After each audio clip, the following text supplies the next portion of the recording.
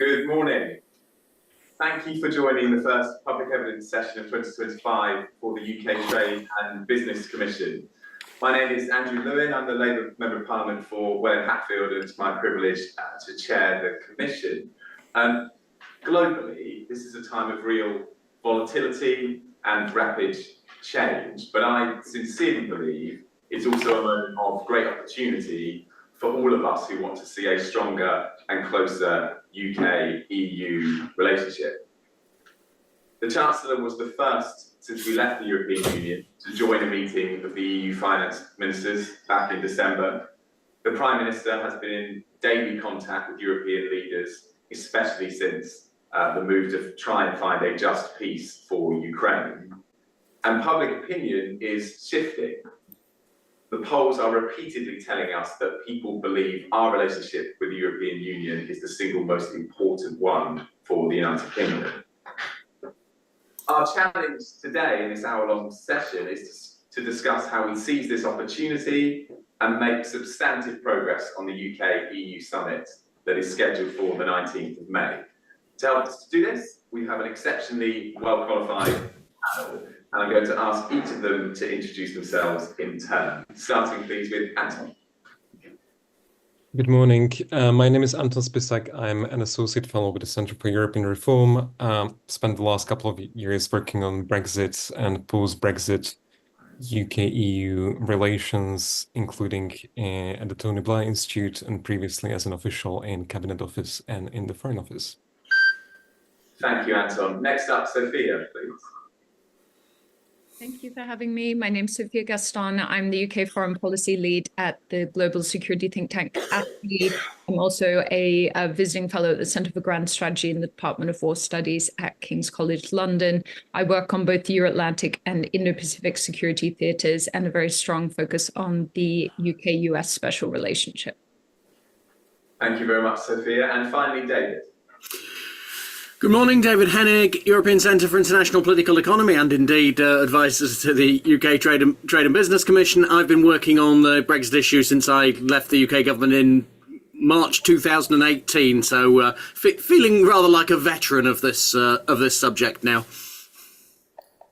Wonderful. Really pleased to have all of you. I will abuse my privilege as chair to ask the first question and to each of you to come in first. So that question is, how would you characterise the current standing of UK-EU relations, and how have these been impacted by the second Trump presidency? Any one of you is welcome to go first on that.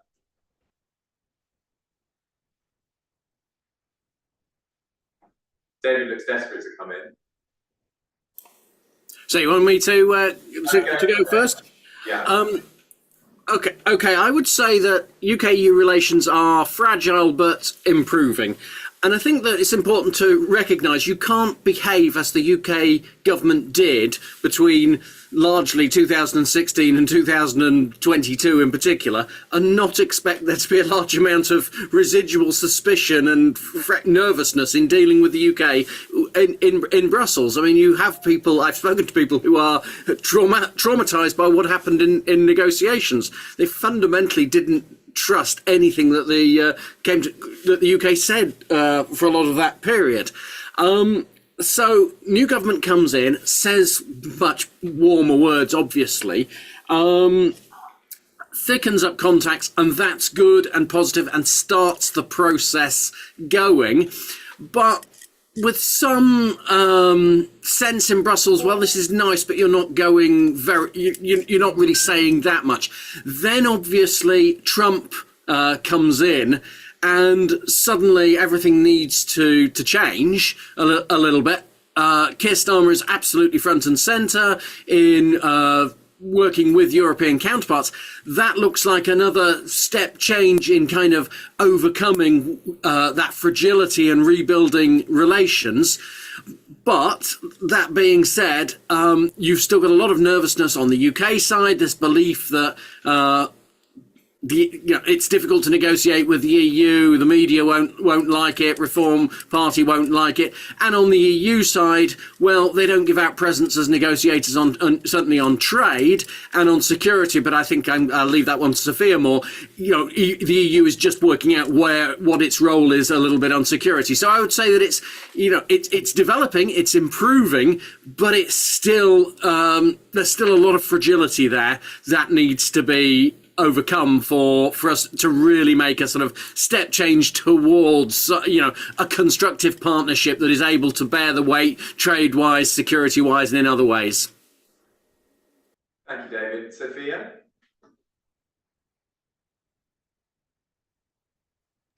Sorry, I think that David's point about the sort of posture that the UK government came in with is a really important one. I think there were actually a lot of people in Brussels and EU capitals that were hoping that Starmer would come in and kind of push for a really bold reset. He's got this enormous pro-EU majority. British public opinion has clearly moved in one direction. And I was hearing a lot of, very frustrated EU ambassadors in the second half of last year, sort of wondering where their ambition was. So I think certainly the ship has moved into the right posture, and but we really need to move beyond the kind of warm words. And I think what's going to happen over the next couple of months is really going to test and expose the limits of cooperation and sort of how ambitious people are really willing to be, because it's one thing to sort of pat ourselves on the back just for having more amicable relations, but are we really willing to take the difficult decisions around those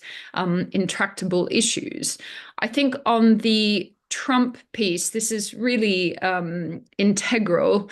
Of course, all the forces that are going on right now, particularly around Ukraine, require us to push to a much more cooperative stance with the EU on defense, security, and industrial production. It's also true that on the trade and economic piece, we can't really afford to kind of move into the posture we need on defense unless we grow our economy. So that actually also puts more pressure on the trading and economic piece here as well. They're kind of actually quite vitally linked. But at the same time, we're going to have to tread a really careful path, because the US remains our most vital security and strategic partner. And I think the decision that the UK government's taken to continue to pursue that alignment, which is quite distinct from some of the approaches being talked about in the EU, I think that's the right one.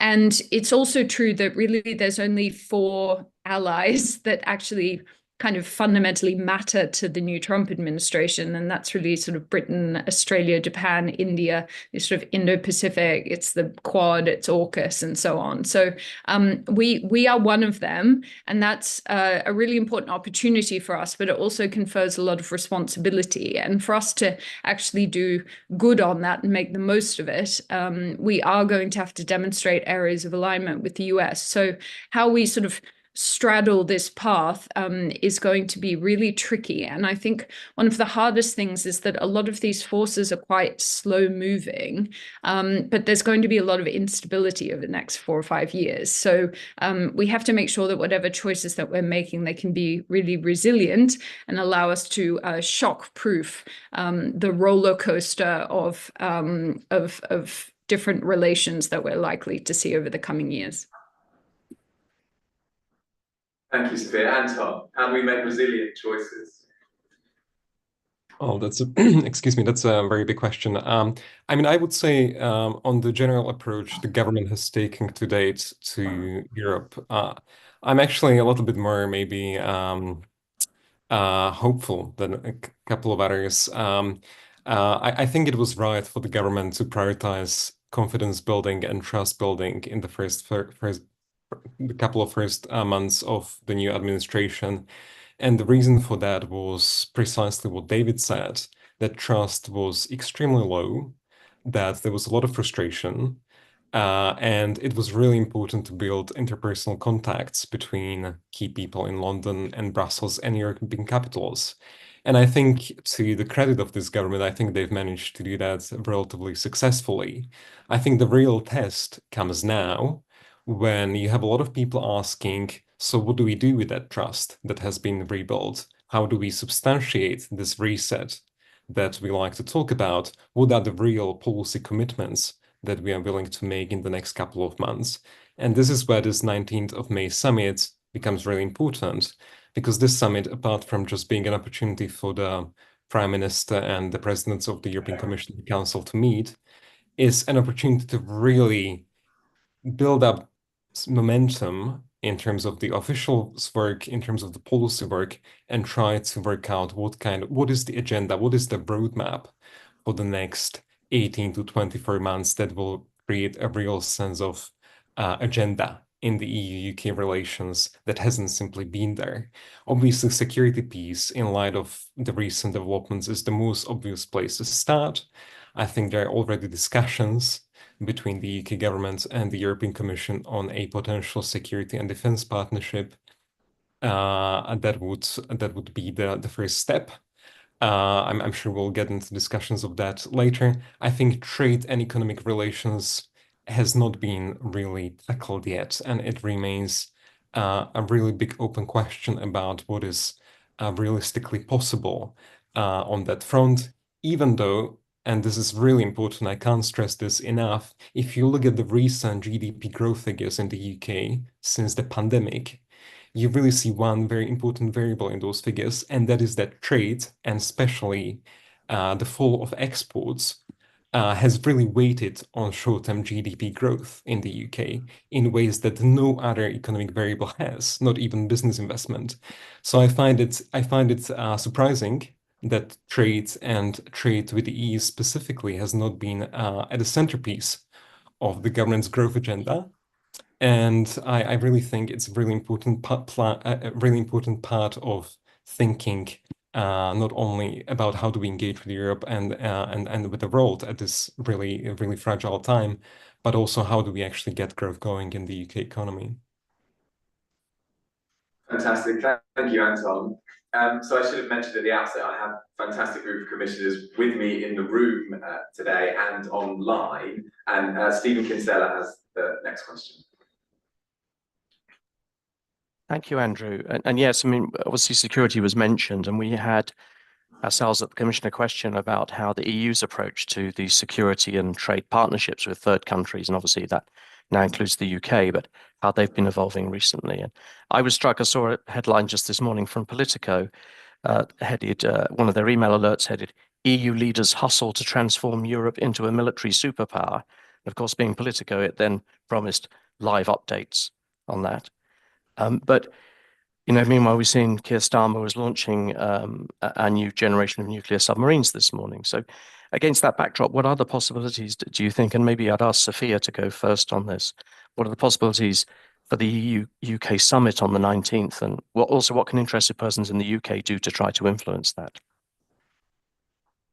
Thank you. Yes, I think first up, just to say and to echo what Anton was saying, that the fact that we have this summit and that the data is in the diary is extremely important for the British side, because you know, the way our government works is really we're at our best dealing with a crisis, and often these sorts of you know, very set piece events all come together at the last minute, but it is what is needed to provide that grist to the mill and start to galvanize the system.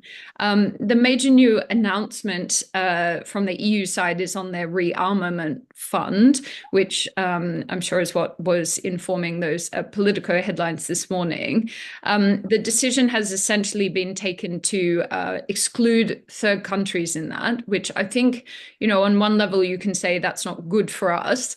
But of course, we are a country that has active conversations already going on, and that May 19th summit is what we're working towards there. So I don't think it's necessarily a kind of death knell for UK-EU cooperation in that sense, but it does mean that we can only pursue that cooperation through a bespoke agreement agreement, and countries like the United States, where there is no active conversation, will essentially be excluded from that process. My understanding is that this construct is less about wanting to specifically exclude countries like the US, or kind of making a statement to Britain, but more about handling the sensitivities vis-a-vis some other third countries, and Turkey would obviously be in the mix on that.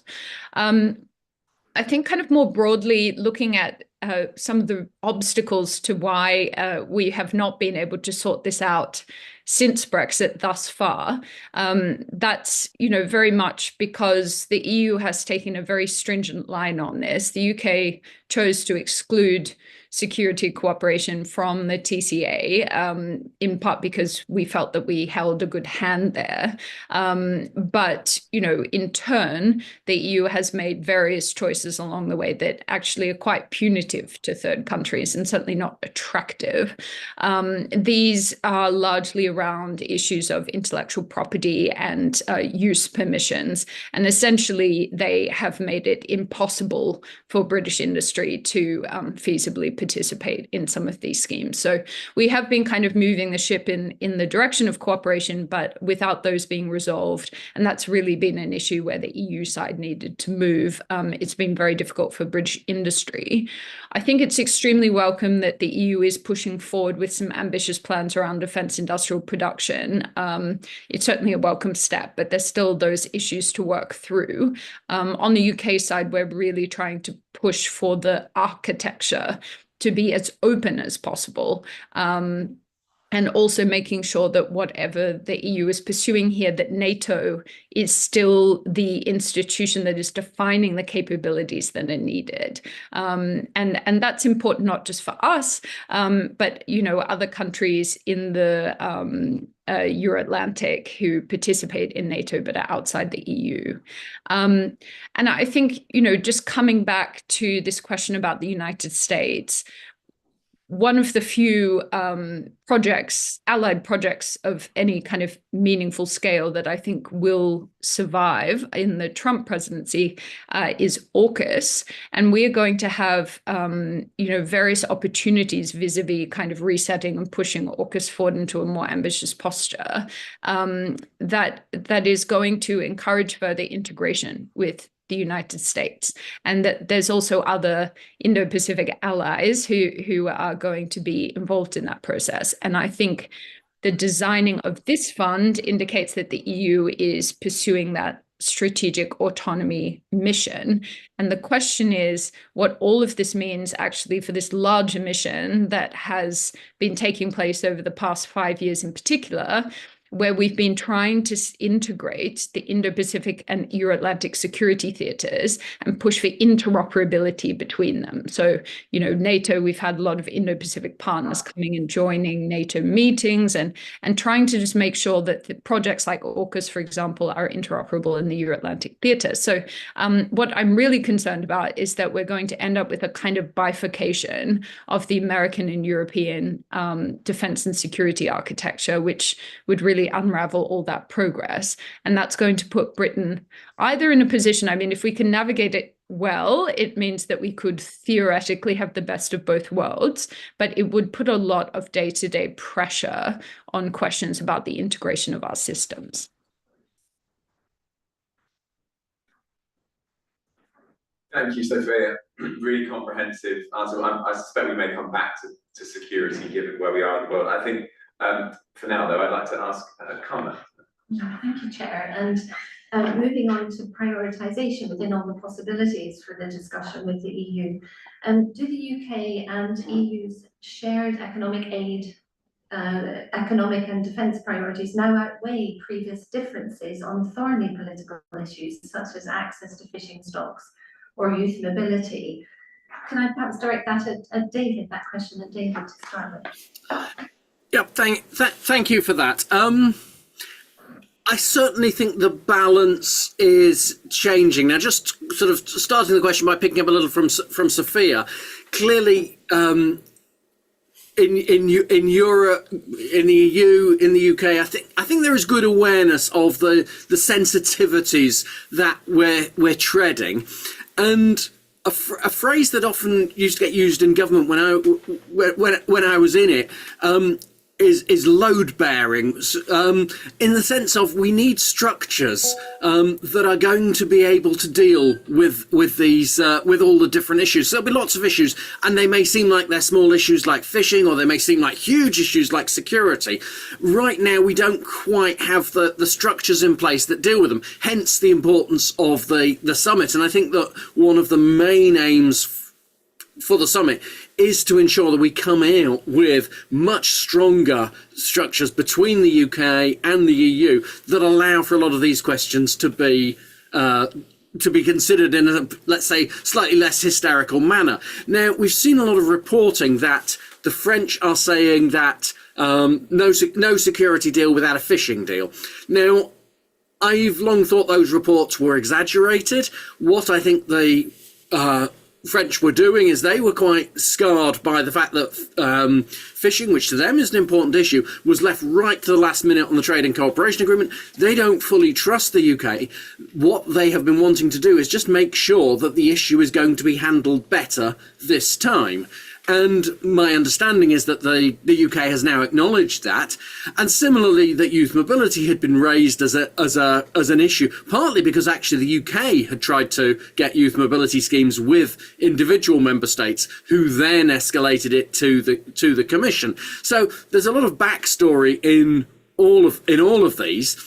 My belief is that there's a reasonable package taking shape which will encompass the security deal, but also will acknowledge the fishing issue, will potentially start talks on youth mobility and on the SPS agreement that was in the Labour Party manifesto, and that's a reasonable package. It's probably slightly tilted towards the EU interests, but one can debate that. I actually think the UK could have gone further in some of the asks, but even taking that into account, I'm probably more confident than a lot of the reporting is suggesting that these issues are on the way to being resolved. I guess I'm just, I just feel that there is a missing piece here, which is probably Anton's roadmap, that says, look, these are how we're going to make sure that we don't fall back into these problematic situations in the future. Not least given that, when we're talking about AUKUS, for example, clearly, there's some latent issues there with the French, who had previously got contracts for submarines with Australia. So there are a lot of sensitivities and tensions. I could mention Gibraltar as well. It's still unresolved.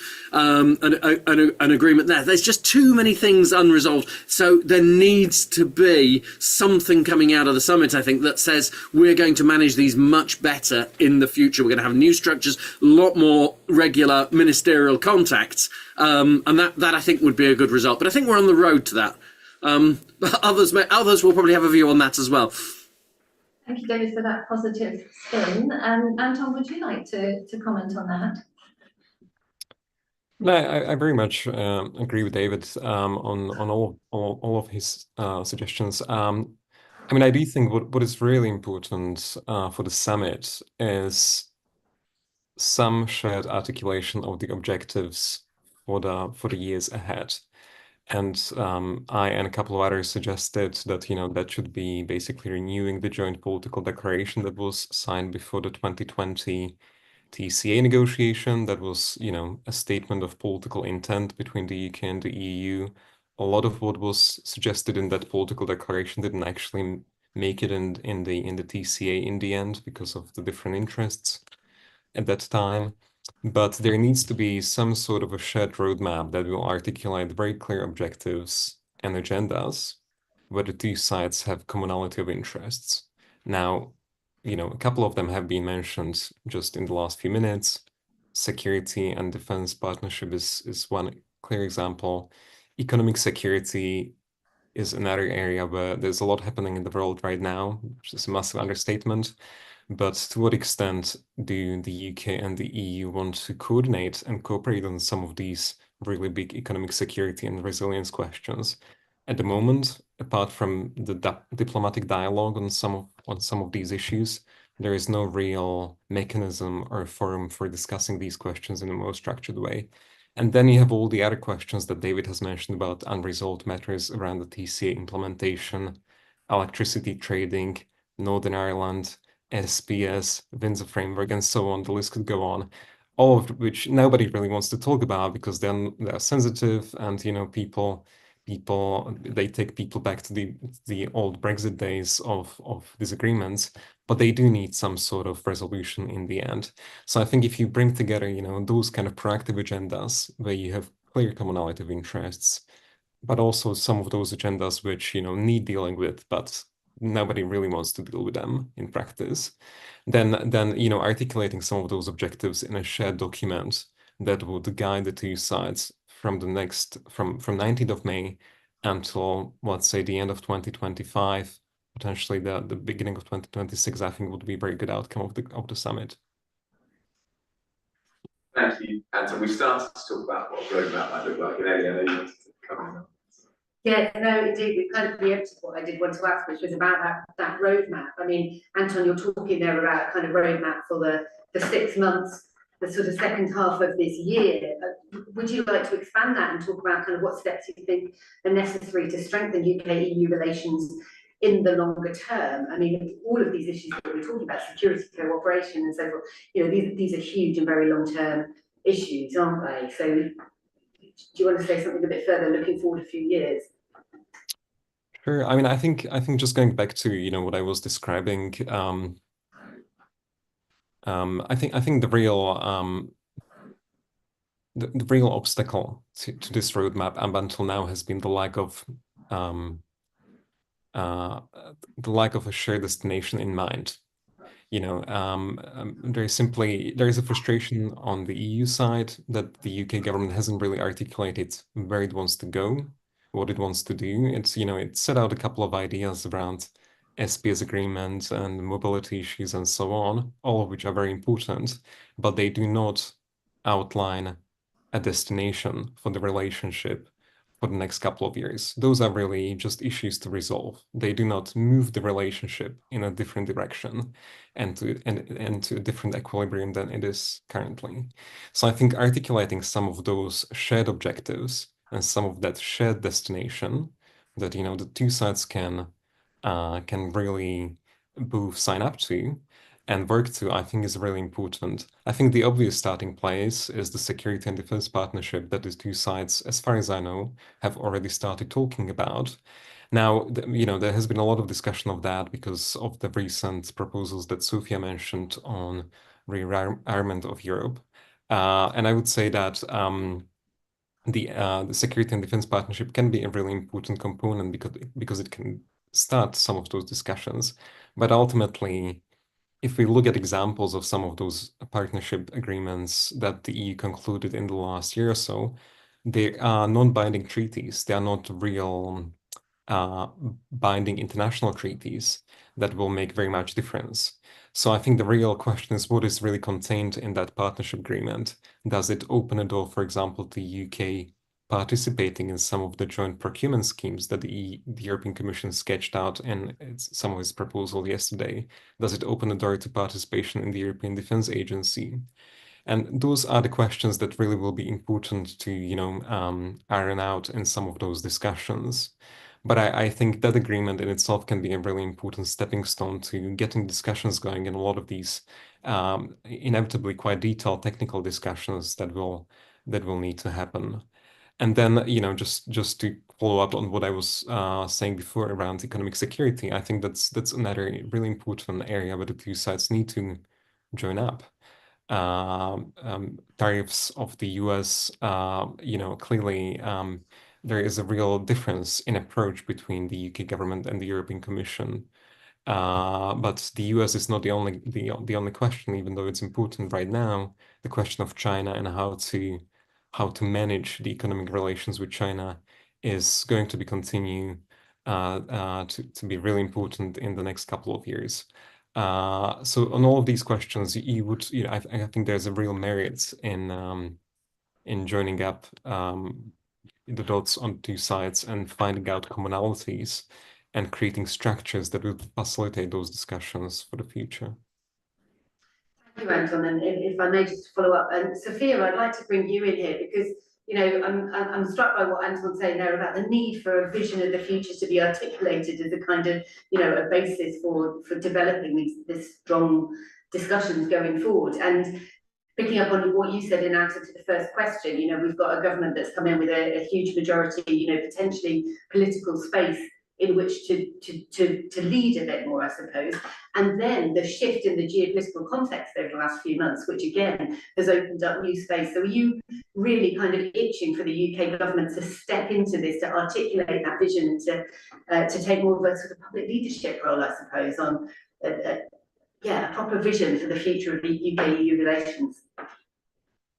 Well, I think we want to see both sides doing that.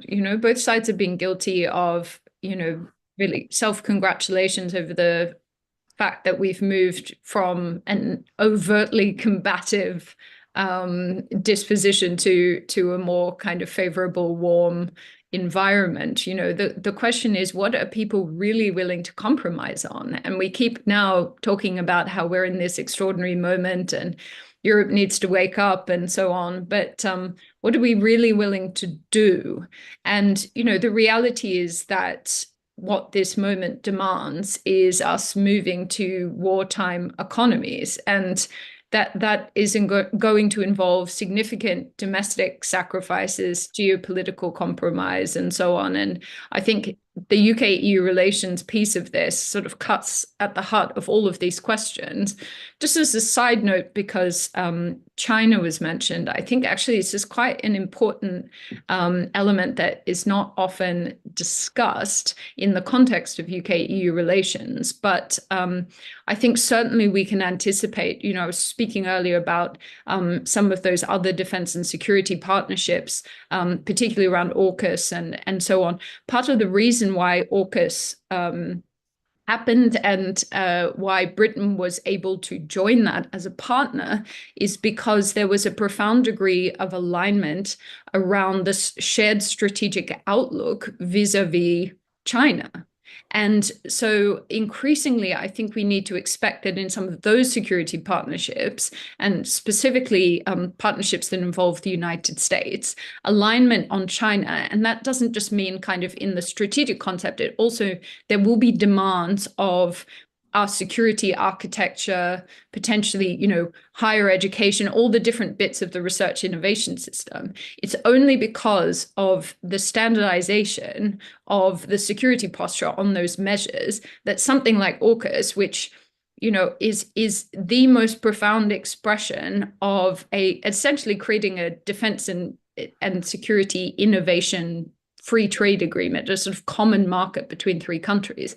That's only possible because of that alignment. So the implication that this is going to have on UK-EU cooperation is also something that I think needs to be factored in, because that's another element of the alignment puzzle. And it is certainly possible that the EU might take some different decisions on these questions. I think... So do you mind if I jump in there? I'm really conscious of time. I think there is a natural link to the next question, because I know Tamara wanted to ask about trade deals, and obviously you mentioned, Sophia, that there's always has to be compromise, and so Tamara, I want to make sure you get to jump in with that question. Sorry, you're talking to me. Sorry, I was reading an email. Sorry. Yes. Right, Tamara, sorry, apologies. It's the multitasking here. Hello. So, and I'll swallow the crisp as well. What are the prospects for progress on specific trade negotiations, such as on SPS, mutual recognition, or energy at the May summit? Anton, could you answer this, please? So on these specific issues, I wouldn't expect very much progress from the May summit. I think they're all important issues, and you would expect that there will be some sort of agreement, I hope, on the timeline for discussing each of them. But I wouldn't expect that there will be any new policy announcements on, say, electricity trading or on an SPS agreement or anything like that. But I do want to, just going back to my earlier point, I mean, each of these important components of the big picture economic and political relationship But I think it's really kind of worth stepping back from, talking about SPS agreements and, mobility for touring artists and youth mobility, to really kind of understanding the importance of the EU as a trading partner for the UK, because the EU still accounts for nearly half of UK's overall trade, even 5 years after Brexit. The fall in exports, especially on the goods side, to the EU, but also to non-EU countries, has been substantial and has been pervasive over the last couple of years. The goods exports are 20% down from what they used to be pre-pandemic. 20% down is enormous fall in goods exports. And that is what has been really dragging the real GDP growth figures in the UK in the last couple of years. And when we talk about business investment, that has been extremely weak in the UK since the financial crisis. But actually, it is the real collapse in UK trade that has been a real negative drag to GDP growth. And when we talk about Rachel Reeves complaining every single quarter that the growth has been low, what she's actually saying is trade has been collapsing and dragging the whole GDP growth figures. So, I just wanted to put it out there because it's a really important piece of context, I think, for thinking of this relationship, because unless we are willing to really tackle the heart of the matter, which is the fact that supply chains between the UK and the EU have been disrupted, and the goods trade has really collapsed in the UK, we won't be really able to, we can be talking about small issues that are really important in themselves, but they will really not move the needle on the really important piece, which is how do we get this economic relationship going again, and then how do we get the British economy growing, which is the priority of this government. And Europe and trade is really, really central to that question. And I'm really surprised, and I will repeat this, I'm really surprised that the government hasn't paid more attention to that, because it will be very difficult to get growth going if you don't really look at this question in more seriousness. I don't disagree with you, Anton. I think speaking personally from the fashion industry's point of view, it's still our largest and closest trading partner. But the Brexit impacts in terms of goods and services has had a massive impact. I think it's actually more than 20%. And also the loss of tax-free shopping has meant that we have basically gifted that luxury shopping tourism to the EU, and actually we can shop there and claim the tax back, which is what you'll see queues of people doing at Eurostar. So I think it's the elephant in the room, which is probably why it's being circled rather than addressed as you would like, Anton. But thank you for picking that up, because I don't disagree with you about the impacts that it's having on trade as we progress away from the kind of hiding that COVID and the lockdown did on the numbers in terms of the real Brexit impact. So thank you for your answer. Sophia, I have a question for you next. Will the UK and EU be able to agree significant steps on defence procurement, do you think? Well, I certainly hope so. I think, the risk is that where we end up is a kind of lattice work of bilateral agreements. There are opportunities there. We could seek to extend some of the partnerships that we've been developing with Paris and Berlin to other countries. Poland, an obvious example, and so on. There's much more deepening that can be done bilaterally, but the risk is that that's all we end up with. And I think what we've learned from Ukraine is pace is extremely important, and so is mass. And we very quickly depleted our stockpiles of munitions and all the really foundational kit that was needed just to provide a baseline of defense. And of course, as we're moving into a question about the future of the American security umbrella around Europe, we really don't have another choice. And I am somewhat frustrated at the, still obstacles to kind of moving things forward. We tend to be, again, very self-congratulatory to have reached a sort of pathway to a slightly higher defense spending target, but we really must be in a frame of mind of saying, 3% today is better than 30% tomorrow. And so, I think we have to really start to think again about what deterrence means. We ultimately failed to deter Putin. I mean, that's the story of the past 10 years in particular of European defense policy. So deterrence is only effective if deemed credible. And I think at the moment, you know, even when we're talking about what's going to happen on the ground in Ukraine and these reassurance forces, the reason we need an American backstop to our reassurance force is because we know that Putin would not regard it as credible for us to have a reassurance force there, for us to actually respond and defend their honor and respond in the way in which NATO provides. So I think we really need to move to this wartime economy kind of mindset and understand that this actually brings a lot of opportunities for growth. I mean, part of the reason why Russia's economy has held up is because they're in a wartime economy. They've got factories making munitions. They've got people actually earning decent wages. This is not, you know, it shouldn't just be a zero sum between domestic spending priorities and defense innovation and defense investment. So we've got to understand that this is a kind of vital investment for our future. And we do have really outstanding defense firms in Europe, including in Britain. And I think the really key question is how we can get to that pace and mass capability without impeding innovation. And that is going to mean that there will have to be conversations around the architecture of that defense industrial heartland that we're trying to build in Europe that you know, are about how we structure the regulatory environment. And that's, I think, where the UK and EU are going to have quite different instincts going into that conversation. Thank you, Sophia, Tamara. Rachel, keen to bring you. Thanks very much, Andrew. It's been really fascinating hearing from you about the state of play. I wanted to make sure we hear all other steps that you can think of or that you would identify that the UK and the EU can take going forward in terms of strengthening relationships. So what are the current agreements that need to be implemented? What further work can be done to make those relationships strong enough to move forward? Let me start with David. Yeah, I was going to say, and I've been making a few notes as we were going through.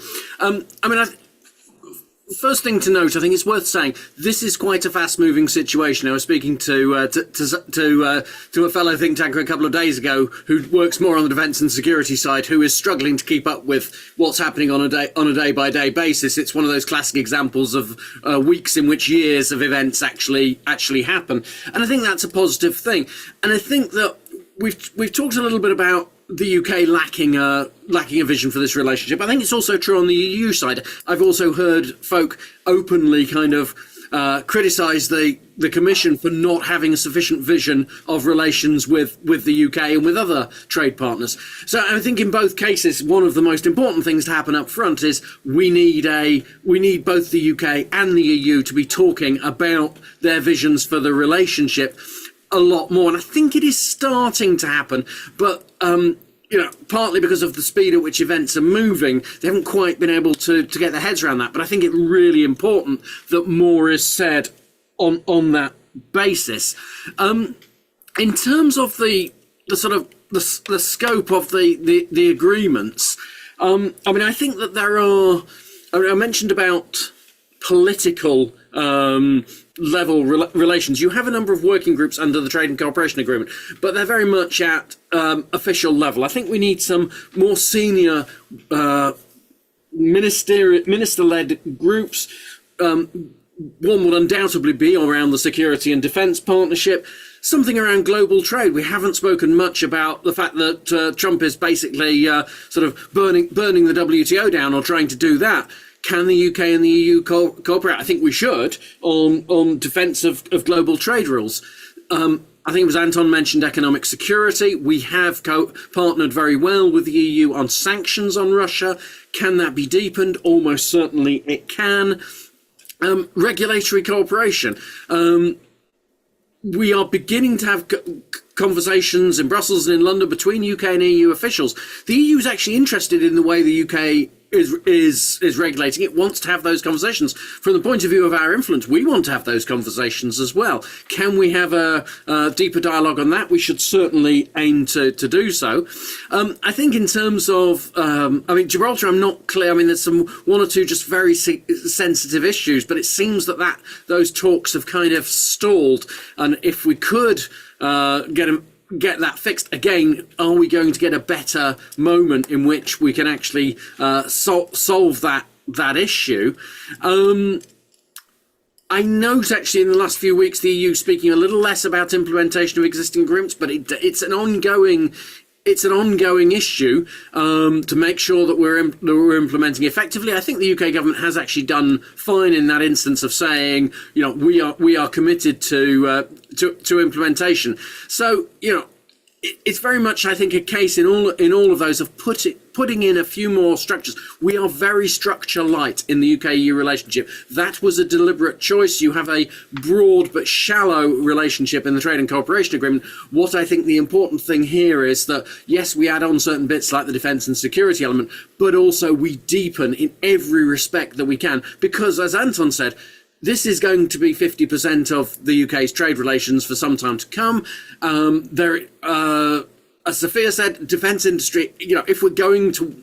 I think wartime economy, I'm going to slightly disagree with Sophia. I think that's a slight exaggeration, but it is certainly more perhaps a cold wartime economy where we were before 1990, almost certainly. Now that, the UK does have strength in the defence industry, but they are interlinked with Europe. So again, more there. So for me, very much just thickening at all layers this relationship, adding on the bits that were left out previously, and just creating something that will, in effect, stand the test of time, so that the next time somebody complains about whatever it is, fisheries, or the next tricky situation we have in Northern Ireland, and these will happen because we've got, for example, checks on declarations on parcels coming in Northern Ireland in May, that there are good structures in place that can help the two sides resolve that across the whole relationship. So I think that's hopefully a relatively sort of comprehensive answer to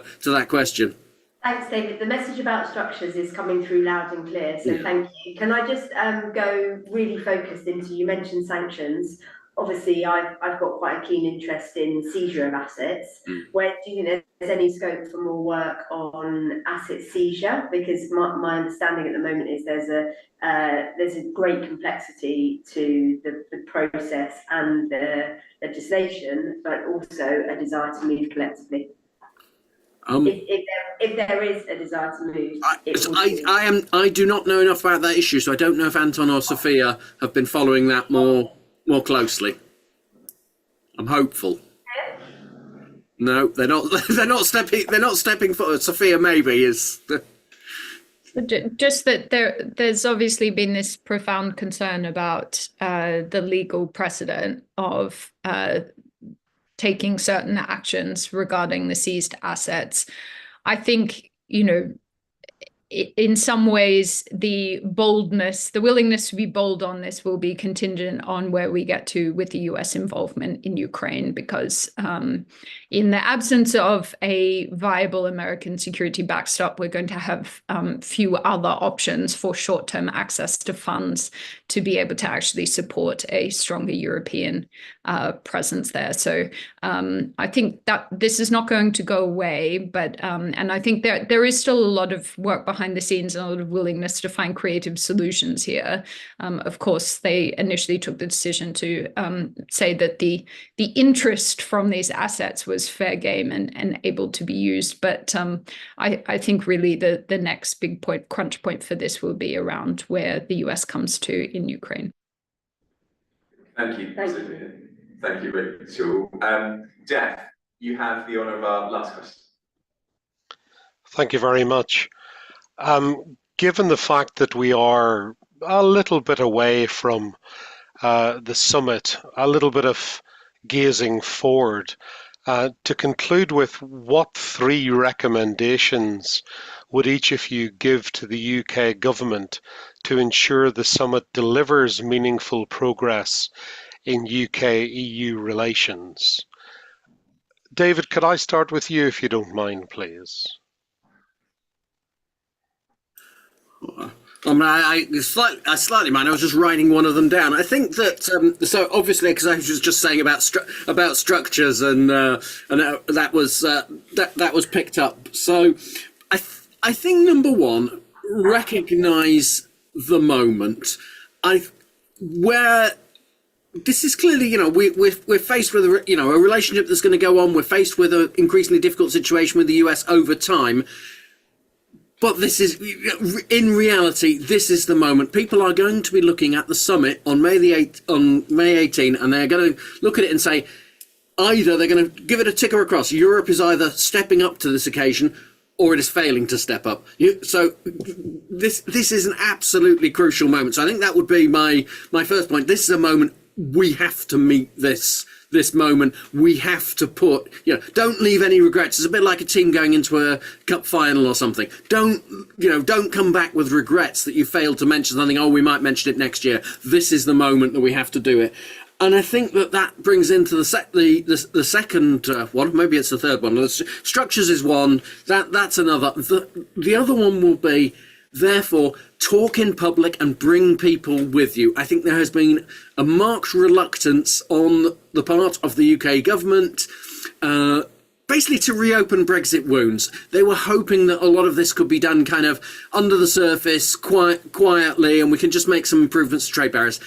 I don't think that was a great strategy to start with, but it's even less fitting of the moment. I think that, again, this is the moment where UK ministers should be standing up and saying, we are going to work, with Europe. This is a new moment. We're going to work with Europe to do all of these things. We're going to have this new partnership. We're going to work with business to just strengthen the ties. We're going to work with, and this is not excluding of working globally, because it's not one or the other. But while saying it's not one or the other, to make it absolutely clear, we are going to work probably more with Europe. We do. All our trade, our defence relations, they are more with Europe, because that is our continent, our energy relations, than they will with others. And I think that message needs to come out clearly. This is the time to give it. Thanks very much, David. It feels like the moments have run in together in the last wee while, if I may be so blunt. Sophia, 3 recommendations, please. Well, the first would be that aside from the obvious questions of trade in the context of improving our economic relationship, there's actually areas of cooperation that can also boost our economic prospects, because we are a knowledge economy in the UK, and science, tech, innovation, research and development, our higher education sector, that's actually the future of our prosperity agenda. So I think dealing with some of the issues around academic cooperation, making it easier for European students to come to universities, medical and scientific cooperation and research, these actually have growth dividends as well. So they should be treated as seriously as questions about improving the trading relationship. So that's number one. Number two is we need to be really, really confident about our role in the future European defense ecosystem. We have a really strong textured system. So we've got big primes, but we've also got really outstanding SMEs. Where things are going with defense innovation, you don't sort of just have defense tech companies. You innovate and then you apply it militarily and commercially. So again, there's growth dividends from this, and we've got some of the best kind of ecosystem there in Europe. So we need to be really confident about that. And frankly, I think European leaders who continue to provide impediments to UK-EU defense cooperation should really be held accountable, and we shouldn't be afraid to do that. And then the third is really just to come back to a theme that we've all discussed, which is, the UK government should be blocking out the noise from Westminster and this kind of Brexit Overton window, and understand that there is a a window of opportunity here with a pro-EU parliamentary majority of this size and where public opinion is, and this moment with Ukraine and the future of European security in question, that is not necessarily going to come again, and use this to really galvanize the system for bold choices. And the best time to take bold choices at the start of your parliamentary term. So I think government needs to recognize they will not always have these opportunities in the urgency of this moment, and take the chance to kind of do all the sorts of things that they might have thought could be achieved through kind of incremental progress down the line. Thank you very much. I love the idea of blocking out the noise of Westminster. I'd interesting remarks from my political friends on that one. Anton, the last word, what 3 recommendations would you give? I would perhaps say the first one is to try to link the growth agenda with trade and with Europe. And the reason why I say this is that the UK is a very open economy. 62% of GDP is accounted for by imports and exports. That's almost twice as much as, for example, the US, which is about 30% of GDP, which means that the UK is far more exposed to global shocks, for example, in trades and economic security, than a lot of other countries. But it also means that if you are trying to address growth, you cannot simply focus on the domestic drivers of growth. Yes, business investment, extremely important. Yes, consumption, extremely important. But fixing trade and the collapse of trade in goods should be front and center of the government's growth agenda. And it hasn't been almost mentioned in Rachel Reeves, the Chancellor's plans. Which brings me to the second point, and that really is about trying to articulate, I think, where the relationship should be by the end of this parliament. Where does the Labour government intend this relationship to stand when the next election is called?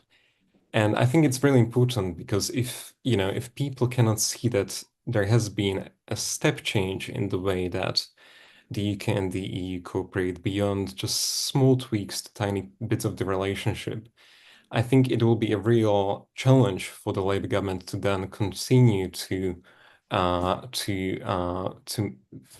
be in a position where it can really make a credible argument about being a pro-European government in the future.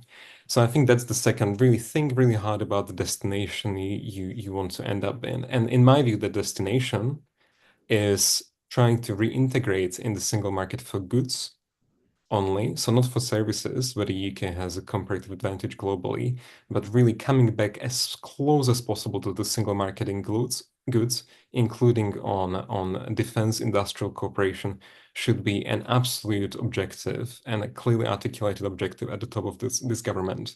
And that brings me to my third recommendation, and that is that if the government really wants to get into that space of conversation with the EU leaders, then it has to have something to offer in return. It can't go into that conversation and say, we want single market access for goods and participation in joint procurement for defense industrial cooperation without really being able to signal and offer concrete commitments on what is willing to give.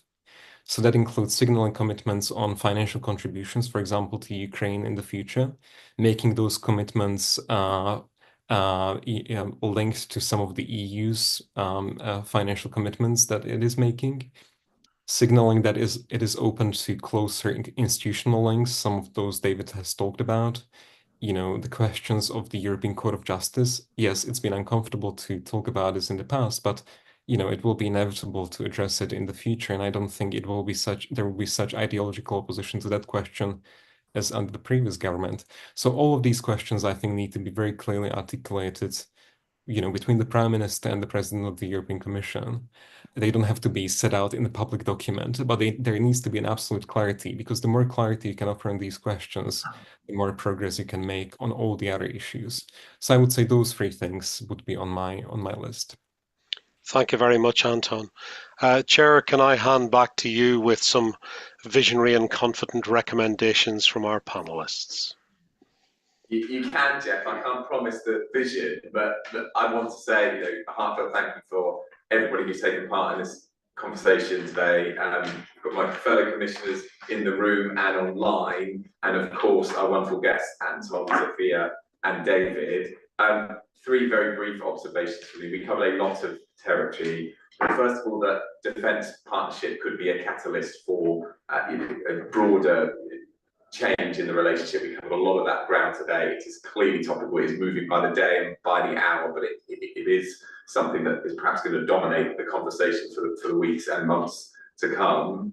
Secondly, the importance of export-led growth, which Anton was particularly focused on. There is no doubt that the single most important objective of this government in its own terms is to grow the economy, and how can we make the UK-EU reset with a particular focus on export growth a part of fulfilling that mission. And then finally, the 19th of May can and should be a moment of shared ambition, both for the UK and the European Union. And we have 2 months to run until then. The UK Trade and Business Commission will be holding another one of those hearings. So I hope everybody who's been following online has enjoyed today.